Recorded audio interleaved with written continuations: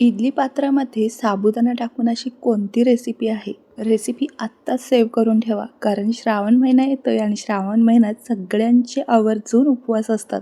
अगदी कोणतीही पूर्वतयारी न करता ही रेसिपी अशी झटपट होणार आहे ना, पाहिल्यानंतर तुमचा विश्वासच बसणार नाही. इडली पात्रात साबुदाणा टाकून उपवासाची एक भन्नाट आणि नवीन रेसिपी शेअर करत आहे.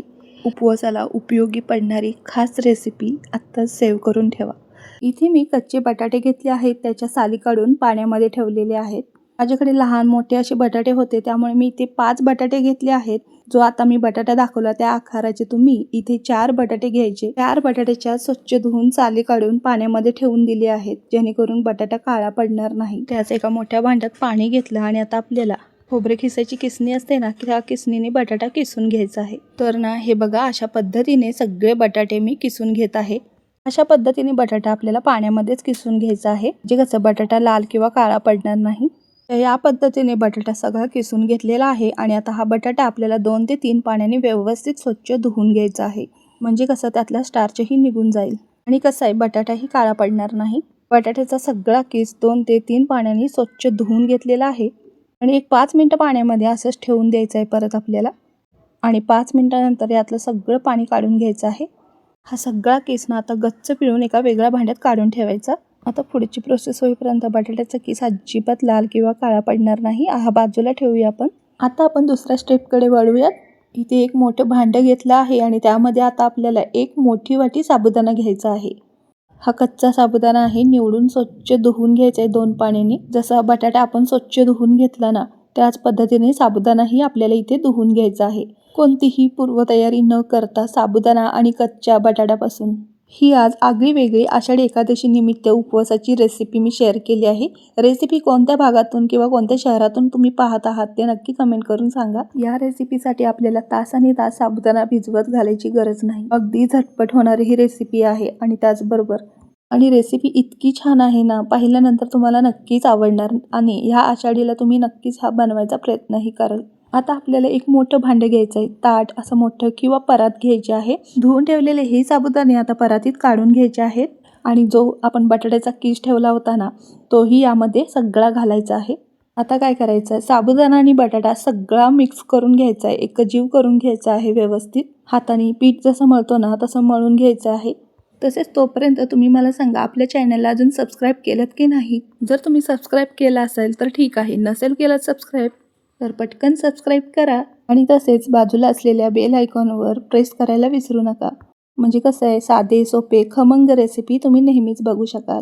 या ठिकाणी साबुदाणा आणि बटाट्याचा किस आपला व्यवस्थित मिक्स करून झालेला आहे. आता हे 5 मिनिटं मुरण्यासाठी बाजूला ठेवून देऊयात आणि एक छोटंसं वाटण करूयात. वाटण्यासाठी इथे 100 ग्राम शेंगदाणे घेतलेले आहेत आणि खरपूस तव्यामध्ये भाजून घेतलेले आहेत.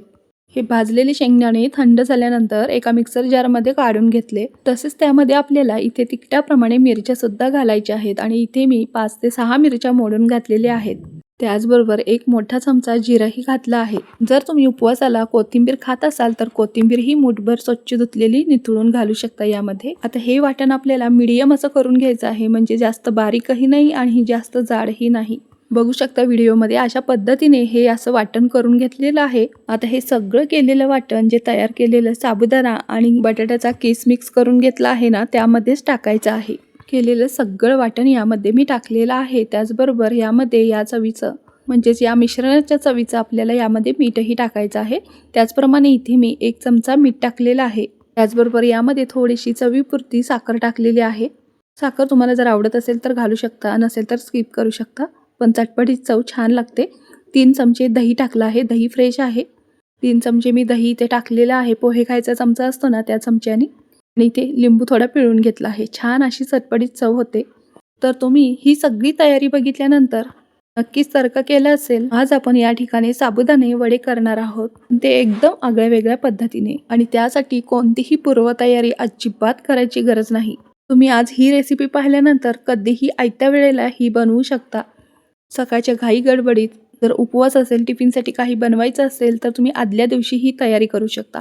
कसे ते तुम्हाला पुढे कळेलच. त्यासाठी आपल्याला साबुदाणा वडा स्टोअर करून ठेवायचा आहे. कसा करायचा ते पुढच्या स्टेपमध्ये तुम्हाला कळेलच. त्याआधी आपण आधीची प्रोसेस करून घेऊयात. वाटण तर आपण आधी टाकून घेतलेलंच आहे. मीठ, साखर, लिंबू वगैरे टाकून सगळं व्यवस्थित मिक्स करून घेतलं आणि बघू शकता ह्याला छान असं बाइंडिंग येण्यासाठी, या केलेल्या सगळ्या मिश्रणाला चांगला बांध मिळण्यासाठी, एकजीव होण्यासाठी, छान असं मिळून येण्यासाठी आपल्याला इथे 5 चमचे व्हिडिओ दाखवल्याप्रमाणे उपवासाची भाजणी घालायची आहे किंवा राजगिऱ्याचं पीठ किंवा वरईचं पीठ वापरू शकता. फक्त 5 ते 6 चमचेच आपल्याला यामध्ये घालायचं आहे. जास्त घालायची गरजच नाही. हे सगळं छान असं मिळून येण्यासाठी आपल्याला हे करायचं आहे. हे आता सगळं व्यवस्थित आपण मिक्स करून घेऊयात. हे तुम्ही वडे ना स्टोअर सुद्धा करून ठेवू शकता आणि ना आपण नेहमी करतो त्या साबुदाणा वड्यापेक्षा हे वडे तेल सुद्धा कमी पितात आणि तेलकट सुद्धा कमी होतात. या ठिकाणी आपलं सगळं मिश्रण व्यवस्थित असं मिक्स करून झालेलं आहे. एक थोडा वेळ हे आपण बाजूला ठेवूयात आणि आपल्याला इथे आता मिक्सरच्या भांड्यामध्ये भाजलेले शेंगदाणे घालायचे आहेत. 1 चमचा जिरं घालायचं. त्याचबरोबर तुमच्या तिखटाप्रमाणे यामध्ये मिरचीही घालू शकता. अर्धी वाटी दही घातलं. यामध्ये थोडासा लिंबाचा रस पिळून घेतलेला आहे म्हणजे चटणी कशी चटपटीत होते. चवीनुसार मीठ, चवीनुसार साखर आणि त्याचबरोबर 1 चमचा चिली फ्लेक्स घातलेले आहेत. याचं झाकण लावलं आणि मिक्सरला छान असं हे फिरवून घेतलेलं आहे. या पद्धतीने आपली चटणी तयार आहे. चटपटीत चटणी खूप छान चवीला लागते. एकदा नक्की करून पहा. दही शेंगदाण्याची चटणी साबुदाणा वड्यासोबत खूप छान लागते. तुम्ही डोसा जरी केलात ना उपवासाचा त्याच्यासोबतही खाऊ शकता. तर ही चटणी एका मी वाटीमध्ये काढून घेतलेली आहे. आता पुढे काय करायचं आहे, जे आपण तयार केलेलं मिश्रण आहे ते घ्यायचं आहे आणि छान असे ह्याचे गोळे करून घ्यायचे आहेत. पीठ टाकल्यानंतर आपल्या मिश्रणाला छान असं बाइंडिंग आलेलं आहे. बघू शकता तुम्ही. हे कच्चे साबुदाणे किंवा कच्चा आपला बटाटा असूनही ह्याला किती एकजीवपणा आला आहे बघू शकता. छोटे छोटे अशा पद्धतीने मी गोळे करून घेतले आहेत. आता एक एक करून हे गोल केलेले गोळे आहेत ना ते हाताने छान असे वळून घ्यायचे आहेत. छान असं वळून घेतल्यानंतर हाताखाली त्याला प्रेस करून घ्यायचं आहे. अशाच प्रकारे सर्व वडे आपल्याला करून घ्यायचे आहेत आणि तो व्यवस्थित असा दाबला गेला की व्यवस्थित वडा फुललाही जातो आणि तो आतून शिजलाही जातो. वडे तर आपण तयार करून घेतच आहोत. त्याचबरोबर आपल्याला इडली पात्रालाही थोडंसं तेल लावून ना व्यवस्थित पुसून घ्यायचं आहे. म्हणजे कसं वडे वाफून झाल्यानंतर व्यवस्थित ते सुटतात, लगेचच असे निघतात. अजिबात ह्याला चिटकूनही बसत नाहीत. सगळीकडे व्यवस्थित तेलाचा हात फिरवून घेतलेला आहे आणि आता आपण तयार केलेले वडे ह्यामध्ये एक एक ठेवून घ्यायचं आहे आणि हाताने असं गोल आकारामध्ये प्रेस करून घ्यायचं आहे हलक्या हाताने. अशा पद्धतीने प्रेस केलात ना साबुदाणा वडे एकसारखे शिजले सुद्धा जातील आणि एकसारख्या आकारामध्ये दिसतील. म्हणजेच एका साईजचे सगळे वडे होतील. तयार केलेले वडे आहेत ना ते इडली पात्रात एक एक करून व्यवस्थित ठेवून असं थापून घ्यायचं आहे हलक्या हाताने. सगळे वडे व्यवस्थित इडली पात्रामध्ये ठेवून घेतल्यानंतर आता आपल्याला हे वाफवायला ठेवायचे आहेत. बघू शकता तुम्ही तिन्ही भांड्यात व्यवस्थित एका आकारामध्ये सगळे व्यवस्थित थापून घेतलेले आहेत. हे छान असे 5 मिनिटात वाफवून होतात. हे वडे ना वाफवलेले तुम्ही न तळताही खाऊ शकता. इतकी छान टेस्ट लागते ना गरम गरम. खूप छान लागतात हे वडे. इडलीही म्हणू शकता ह्याला तुम्ही. तिन्ही इडली पात्रामध्ये आपले सगळे वडे व्यवस्थित थापून झालेले आहेत. आता आपण स्टीम करून घ्यायचं आहे म्हणजे वाफवून घ्यायचे आहेत हे सगळे वडे. त्यासाठी आधीच मी पाणी गरम करायला ठेवलं होतं. तयार केलेले वड्यांच्या सगळ्या प्लेट व्यवस्थित लावून घेतलेले आहेत मी. आता 5 ते 7 मिनिटं आपल्या मोठ्या आचेवर ना छान असे हे वडे वाफवून घ्यायचे आहेत. तोपर्यंत आपण इथे राहिलेलं जे मिश्रण आहे ना त्याचे वडे छान असे गोल आकारात थापून घेऊयात. म्हणजे लगेचच आपण ते वडे वाफवले की हे वडे वाफवायला ठेवूयात. अशा पद्धतीने राहिलेले ही या मिश्रणाचे 6 ते 7 आपले वडे झालेले आहेत. त्याचे असे गोळे करून ठेवलेले आहेत आणि ते आपले साबुदाणा वडे वाफून झाल्यानंतर हेही आपल्याला व्यवस्थित थापून वडे वाफवून घ्यायचे आहेत. आपले साबुदाणे वडे वाफून 7 मिनिटं झालेले आहेत आणि आता आपण बघून घेऊया आपले साबुदाणे वडे शिजलेत की नाहीत ते. आता काटा चमचा घातल्यानंतर आपला जो काटा चमचा आहे ना तो क्लीन निघाला की समजून जायचे आपले वडे छान असे शिजलेले आहेत, वाफवलेले आहेत. पहिली प्लेट मी काढून घेतलेली आहे. दुसरी प्लेटही बघू शकता. छान असे टम्म आपले वडे फुललेले आहेत, फुगलेले आहेत. सगळे वडे आपले व्यवस्थित शिजलेले आहेत आणि छान असे फुलले देखील आहेत. कपड्याच्या साहाय्याने असे पकडून मी व्यवस्थित हे काढून घेतलेले आहेत आणि वडे आपल्याला लगेच काढायची घाई करायची नाही बरं का. हे सुरुवातीला सगळं मिश्रण ना एकदम मऊ असतं. हे सगळे वडे ना काढायची घाई करायची नाही. हे सगळं व्यवस्थित थंड झाल्यानंतरच इडली पात्रातून आपल्याला हे वडे काढून घ्यायचे आहेत. नंतर इथे आपल्याला चमचेचीही गरज लागत नाही. सहज हाताने ते निघतात. बघू शकता तुम्ही. इडली पात्राला तेल लावल्यामुळे जे आपले वडे आहेत ते सहज असे अलगद निघतात आणि तुम्ही बघू शकताय त्याचा आकारही खूप छान असा तयार झालेला आहे. अजिबात आपल्याला सुरीचं टोक सुद्धा फिरवायची गरज लागली नाही. सर्व वडे अलगद निघतात आणि सर्व वडे अशाच पद्धतीने आपण काढून घेऊयात आणि एका प्लेटमध्ये ठेवूयात. बघू शकता किती छान आपले वडे तयार झालेले आहेत आणि एकाच वेळेला हे वडे आपले 16 तयार झालेले आहेत. ते ही प्लेट थोडी बाजूला ठेवूयात आणि आपले राहिलेले जे वडे आहेत ना ते सुद्धा आता आपण वाफवून घेऊयात.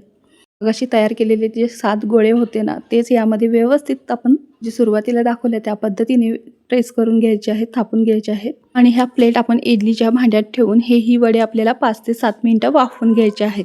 बघितल्यात ना अगदी पटकन आणि झटपट हे साबुदाणा वडे आपले तयार झालेले आहेत. आता हे स्टोअर कसे करायचे ते आपण बघून घेऊयात. एकदम हवाबंद डब्यामध्ये हे सगळे वडे आपल्याला व्यवस्थित पॅक करून ठेवायचे आहेत, म्हणजे ज्या वेळेस तुम्हाला खाऊ वाटेल त्यावेळेस तुम्ही हे वडे तळून खाऊ शकता. जर तुम्हाला सकाळची घाई गडबड असेल तर तुम्ही आदल्या दिवशी ही तयारी करून ठेवू शकता आणि सकाळी आयत्या वेळेला हे वडे तळून तुम्ही उपवासासाठी, मुलांच्या टिफिनसाठी किंवा मनात येईल तेव्हा तळून खाऊ शकता.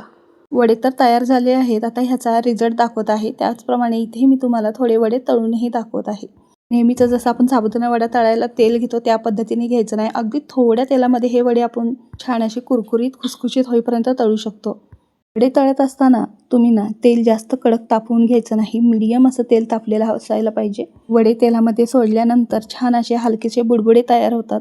म्हणजेच आपण समजून जायचं तेल आपल्या योग्य रीतीने तापलेलं आहे आणि अशाच पद्धतीने वडे आपल्याला छान असे आलटून पलटून तेलामध्ये तळून घ्यायचे आहेत. हे वडे तळत असताना अजिबात कसलीही भीती नसणार आहे. तेलामध्ये फुटतील का किंवा तेल पितील का. अगदी आपण नेहमी साबुदाणा वडा बनवताना त्या वड्यापेक्षाही टेस्टी आणि खमंग वडे होतात. हे वडे तर आपले आधी शिजलेले आहेत आणि हे वडे तळण्यासाठी जास्तीचं तेलही लागत नाही. फक्त आपल्याला कुरकुरीत खुसखुशीत मंद आचेवर हे वडे तळून घ्यायचे आहेत. दोन्ही बाजूनी आलटून पलटून. बघू शकता वडे किती छान दिसत आहेत ना, बघताक्षणी खावेसे वाटतात. फक्त ह्या वड्यांचा रंग बदलेपर्यंत आपल्याला तळून घ्यायचे आहेत. आतूनही ते शेकले गेलेले आहेत, पूर्णपणे शिजले देखील आहेत. बघू शकता मी तुम्हाला दाखवत आहे वडा आतल्या बाजूने किती छान आणि पोकळ झाला आहे. साबुदाणा हे अगदी छान असे फुलून आले आहेत. तर मग तुम्ही सुद्धा कोणतीही पूर्वतयारी न करता या पद्धतीने कुरकुरीत खुसखुशीत साबुदाणा वडे करूनच पहा. आवडल्यास नक्की करा. धन्यवाद.